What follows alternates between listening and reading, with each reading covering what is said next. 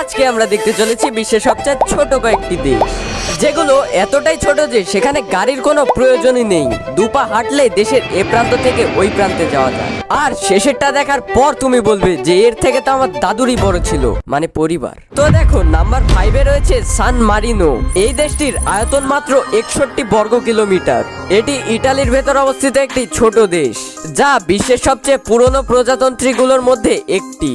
Number 4-এ রয়েছে Tuvalu. দেশটি আয়তনের দিক থেকে মাত্র 26 বর্গ কিলোমিটার, যা প্রশান্ত মহাসাগরের একটি ছোট্ট দ্বীপ। দেশটি বর্তমানে সমুদ্রপৃষ্ঠের উচ্চতা বৃদ্ধির কারণে ঝুঁকিতে রয়েছে। নাম্বার 3-তে রয়েছে নাউরু, যার আয়তন মাত্র 21 বর্গ কিলোমিটার, যা হলো বিশ্বের সবচেয়ে ছোট দ্বীপ রাষ্ট্র।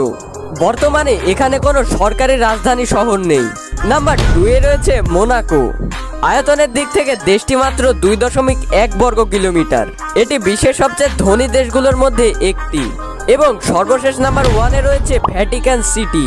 আয়তনের দিক থেকে দেশটি মাত্র 0.49 বর্গ কিলোমিটার, যা হলো বিশ্বের সবচেয়ে ছোট দেশ। এই দেশটি রোম শহরের ভেতরে অবস্থিত। মজার বিষয় হলো পুরো দেশটি হেঁটে কয়েক মিনিটে ঘুরে দেখা যায়। এখন কার দাদুর সম্পত্তির পরিমাণ এই দেশটির থেকেও বেশি সেটা কমেন্ট করো, অ্যান্ড লাইক অ্যান্ড সাবস্ক্রাইব।